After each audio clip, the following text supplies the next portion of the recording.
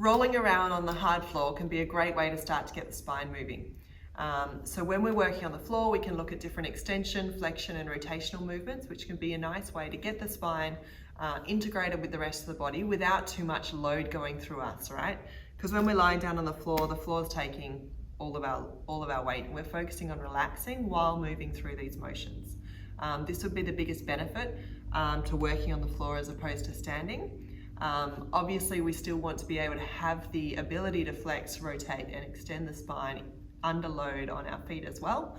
But the floor can be a nice way to bridge that and just to start getting the body moving. So we're going to start with a few basic patterns. Having a nice hard floor will really massage the body as we do this. I want you to start first of all lying flat on your back, arms out, reach to the side, and we're just going to begin kicking one leg over to the opposite side of the body. So my right leg comes across to the left side and my left leg comes across to the right side.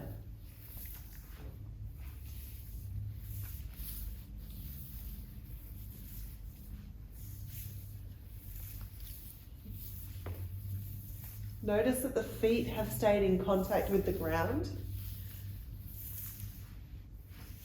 I'm not carrying the foot over to reach, and I'm not straining to bring the foot up nice and high. I'm kicking to whatever point feels elastic and letting the leg rebound back down, bringing it across to the other side. When you have a go of this one, pause when you're on one side and just check out what the bottom leg is doing. Make sure the knee comes up nice and high to the chest. Often when people are learning this, they'll leave that leg behind. If we were just doing a stretch, this position is totally fine. But when we're starting to work with momentum and find these pathways that lead to other patterns, I want you to be in the habit of bringing this leg up close to your chest. So the first exercise is just the leg swings. And you'll do that 10 to each side, or as long as you're enjoying it. There's no problems doing more of these exercises. Once you've done about 10 to each side, we're going to start to bring the arms with us and roll all the way into a ball. So I kick the leg over, bring the arm with, and pull into a nice ball. Now when I'm on the side here, I'm thinking about flexion, so pulling into a nice tight ball, the back's curved. Then as I open, we're arching slightly, so really reaching the arms and legs out. As you come across, pulling back into flexion. So extend and expand, flex and contract. Noticing how the hands, head and feet all stay in contact with the ground.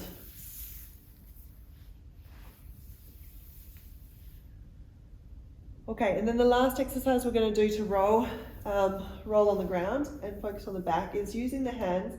We're going to bring the legs up over our head and ideally have the toes touching the ground. If you can, let the arms come over you and just get used to this position here. Now you should be able to talk and breathe freely. If you feel like there's a lot of pressure on the neck, perhaps this exercise isn't right for you just yet. So you should feel like all the weight is through the upper back and you can comfortably breathe and talk. Once you've spent a little bit of time here, roll down, keeping the knees soft, nice and slowly. And then if you have control over that movement that feels fine for you, we're going to extend it a little by rolling over the shoulder onto our belly and coming back again. So as I said before, when the feet are over the head, you want to make sure that the neck feels very safe. If you get into a position where you feel stuck or it feels vulnerable, then it's probably not the right position, and just come out of the exercise safely rather than pushing over the shoulder into a roll. So from here, I lift the legs up, make contact with the ground. Then I'm going to start to turn to try and look at my foot. So I'm turning my right ear to the ground, looking for my right foot.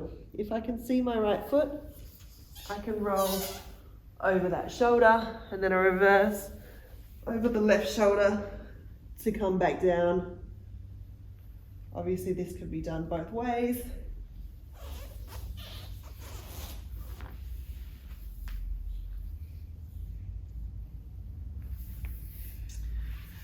All right, there's a nice bit of floor work to get your spine moving. As we mentioned, if anything doesn't feel right, don't push it. The first two exercises of swinging the legs side to side should be totally fine for you. There should be no pressure in the shoulders at all. You should more so feel like a bit of a massage as you're rolling over the shoulder to swing the legs side to side.